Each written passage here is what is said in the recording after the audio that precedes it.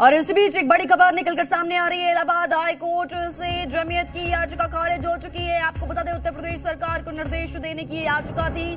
Mob lynching रोकथाम के लिए याचिका दायर की गई थी। मॉब लिंचिंग पर जमीयत की याचिका खारिज कर दी गई है।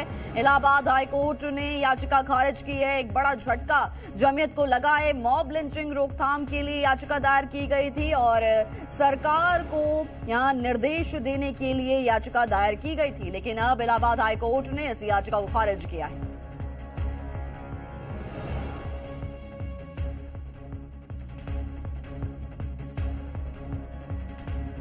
और इसी बीच एक बड़ी खबर निकलकर सामने आ रही है। दिल्ली मेरठ एक्सप्रेसवे पर बड़ा हादसा हो गया है। 3 कांवड़ियों को टक्कर मारी गई है। एक कांवड़िए की मौके पर ही जान चली गई है। तो वहीं दिल्ली मेरठ एक्सप्रेसवे पर यह बड़ा हादसा हुआ है। बड़ी जानकारी निकलकर सामने आ रही है। कांवड़ियों को टक्कर मारी गई है। तो वहीं आपको बता दें, कांवड़िए यहां पर घायल हुए हैं और मौके पर ही एक कांवड़िए की जान चली गई है। बड़ी खबर निकलकर सामने आ रही है। गाड़ी ने यहां पर कांवड़ियों को टक्कर मार दी। दिल्ली मेरठ एक्सप्रेसवे पर यह बड़ा हादसा। इसी बीच अब खबर उत्तराखंड से है, जहां पर सरकारी स्कूलों में गीता का ज्ञान दिया जा रहा है। जरूरी अब कर दिया गया है। तो वहीं सभी सरकारी स्कूलों में गीता के श्लोक का पाठ करवाया जा रहा है। सुबह की प्रार्थना सभा में इसे शामिल किया गया है।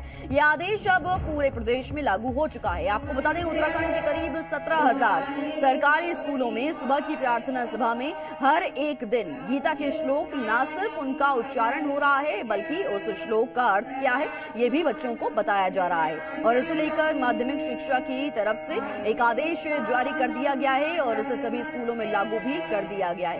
ये बड़ा कदम उत्तराखंड सरकार के द्वारा उठाया गया है। 17,000 स्कूल हैं जिनमें अब गीता के श्लोक का ज्ञान देना जरूरी कर दिया गया है। देखने में जाता है कि पश्चात संस्कृति की ओर भागते हुए हमारे देश का भविष्य, हमारे बच्चे अपनी संस्कृति को भूलते जा रहे हैं और इस प्रकार जो श्लोक पढ़ाए जाएंगे, अन्य श्लोक वहाँ पर पढ़ाए जाएंगे, निश्चित ही उन्हें अपनी संस्कृति का ज्ञान होगा और एक बार फिर भारत विश्व गुरु बनेगा। उस दिशा में एक बड़ा सार्थक कदम होगा। हमने तय किया कि हमारे जो लगभग 17,000 सरकारी स्कूलें हैं, वहाँ हमने अभी एक हमारी विरासत किताब निकाल ली है, वो भी बच्चे पढ़ेंगे। अब हमने एक टास्क दिया है अपने SCRT को कि वो जो है एक सिलेबस तैयार करें जिसमें कि भगवत गीता होगी, रामायण होगी, हमारे बच्चों को पढ़ाया जाएगा।